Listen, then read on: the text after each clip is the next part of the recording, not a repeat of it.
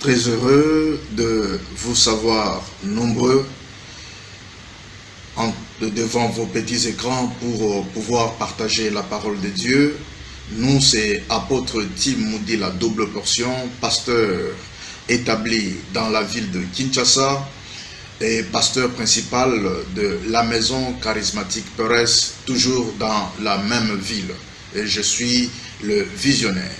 Aujourd'hui, si nous sommes devant vous, c'est pour pouvoir partager la pensée de Dieu qui nous fera du bien, la pensée de Dieu qui semble peut-être être compliquée pour les uns et qui semble être facile pour les autres, mais par la vertu de la puissance du Saint-Esprit, nous allons le faire en très peu de mots, afin que chacun de nous, pendant les quelques minutes qu'il va disponibiliser, pour pouvoir suivre ou écouter cette parole, que cela puisse lui donner de la connaissance et surtout de lui créer une foi et une foi fondée, enracinée en Jésus-Christ.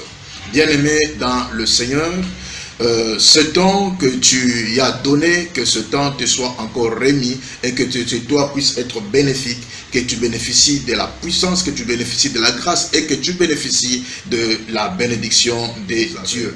Le thème que nous aurons à traiter, il est si simple, mais aussi si profond, c'est comprendre la Bible en 5 points. Comprendre la Bible en 5 points. Et l'homme est rendu trop bas pour avoir seulement touché à l'arbre de la connaissance de la vie et de la mort. Tout interdit auquel on touche arrive à l'imiter. Ainsi, bien-aimé dans le Seigneur, l'homme a été chassé du jardin. Et quand il a été chassé, ça veut dire quoi? Je veux bien l'expliquer là-dessus. Ça veut dire que Dieu a enlevé dans l'homme l'immortalité. L'homme qui était créé éternel parce qu'il avait la divinité en lui, Dieu a enlevé l'immortalité dans l'homme. On a chassé l'homme, l'homme devient mortel. Et quand l'homme devient mortel, la Bible dit que chassons-le du jardin pour qu'il n'ait pas accès, qu'il ne puisse pas toucher à l'arbre de vie. Ça veut dire que la vie éternelle était enlevée dans l'homme. Ainsi, on l'a chassé du jardin. On a mis des chérubins avec des épées flamboyantes afin qu'il ne puisse plus accéder à la vie éternelle. Alléluia. Ainsi, l'homme qui va chercher de tout le temps de pouvoir retrouver sa position, l'homme va chercher les voies et moyens pour pouvoir rencontrer Dieu. Toutes les voies et moyens que l'homme cherchera pour rencontrer Dieu ne le feront jamais parvenir à Dieu. Quelqu'un dit Amen. Alors, bien-aimé dans le Seigneur, l'homme a voulu par ses voies, par ses recherches, par ses petites connaissances, dans cette chute-là, l'homme va vouloir chercher à rencontrer Dieu. C'est ce que nous appelons dans notre langage courant la religion. La religion, c'est la recherche de rencontrer Dieu, de rencontrer l'être suprême, de rencontrer le Créateur par nos propres voies. Et nous n'y arriverons jamais. Religare, qui veut dire relier. Ça veut dire que l'homme cherche par ses voies lui-même à rencontrer Dieu. Et cela n'arrivera pas. Alléluia. Pourquoi? Parce que c'est là où nous allons aller au troisième point. Alléluia. Le troisième point qui constitue, après la création, après la chute que l'homme a connue, le troisième point, j'aimerais nous parler de la rédemption. Troisième point, pour comprendre la Bible, c'est la rédemption. La rédemption n'est pas une solution qui est venue au hasard. La rédemption, c'est la provision de Dieu. J'aimerais que le mot soit retenu. La rédemption, c'est la provision de Dieu.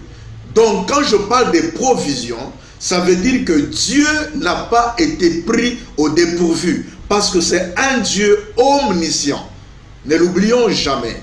Omniscient, ça veut dire un Dieu qui sait tout.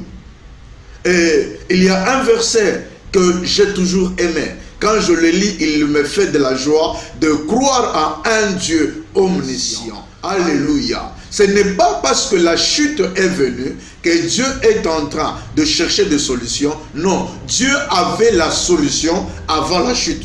savent l'homme de Dieu, les servants, les serviteurs de Dieu, les enfants de Dieu doivent arriver à comprendre très bien ces choses.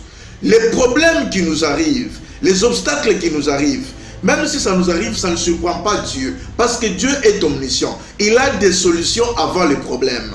Il a des miracles avant les obstacles. Alors, je vais lire une écriture. Et ça va te faire aussi du bien. 1 Pierre chapitre 1er, le verset 21. 1 Pierre chapitre 1er, le verset 20. Il est dit, prédestiné avant la fondation du monde et manifesté à la fin de temps à cause de vous. L'on parle de Christ, de l'agneau immolé. Alléluia. L'apôtre Paul et l'apôtre Pierre est en train de donner quelque chose de très capital. Quand nous parlons de la rédemption c'est le rachat de l'homme. Alléluia. L'homme a été vendu au péché par la désobéissance et Dieu doit vouloir le racheter, l'acheter de nouveau. Et pour l'acheter, il a fallu seulement l'acheter par un sang sans péché. Alléluia. Ainsi, l'apôtre Pierre nous dit que Christ a été immolé avant la fondation du monde. Et il a été manifesté à cause de vous. Cela veut dire que Dieu avait le plan de la rédemption avant même la création. Bien aimé dans le Seigneur, que c'est merveilleux de lire la parole de Dieu.